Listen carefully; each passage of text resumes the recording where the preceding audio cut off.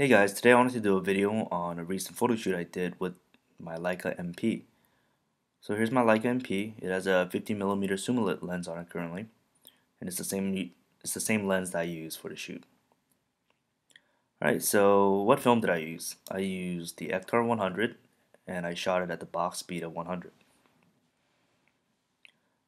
The shoot was in San Diego. It was from a recent trip that I took out there, and the location was the Oceanside Pier. And the first part of the shoot was right by the pier, right underneath it. There's some rocks and the beach is right there. And it served as a pretty good backdrop for what I wanted to do. And the second part of the shoot was inside a diner. For the diner shots, I really wanted to bring out the red, the whites, and the silver colors that you traditionally see at an old 50s diner. And that's part of the reason that I chose Ektar 100, because I heard that it brings out the colors pretty well. So here are the pictures.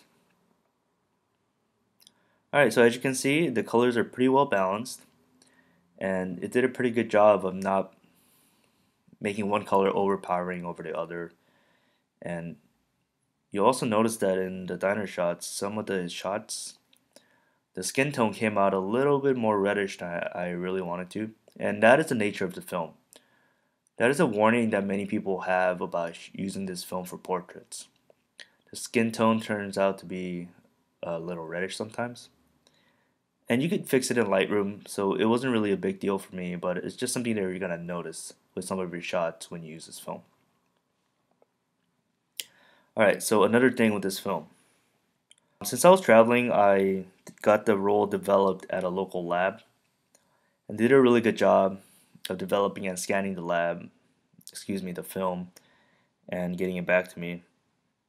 But what I noticed was, when I tried scanning developed film with my own flatbed scanners, I didn't get the same results that the labs produced.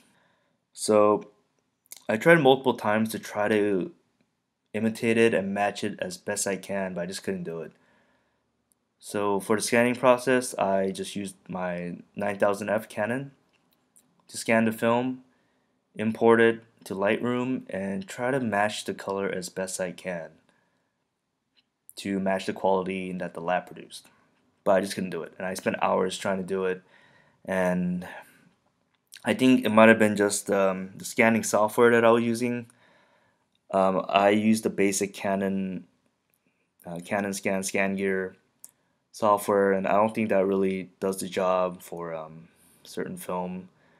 So I think if I use ViewScan and maybe the color correcting features on it, maybe it'll produce better results, but I don't know. And I spent hours trying to get it right through Lightroom, but I just couldn't do it. So what I ended up doing was, to test out my theory a little bit more, I sent the developed film to the darkroom and asked for some enhanced scans.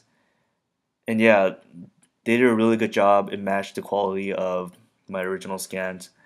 And yeah, for certain films, you want to send it to a professional lab, because they're going to do a much better job than your traditional regular flatbed scanner will. Unless you have a much better scanner at home that film developers use in their shops as well. Oh, and one more thing. So for the shutter speed, I use between 125 and 250, sometimes dropping down to 60.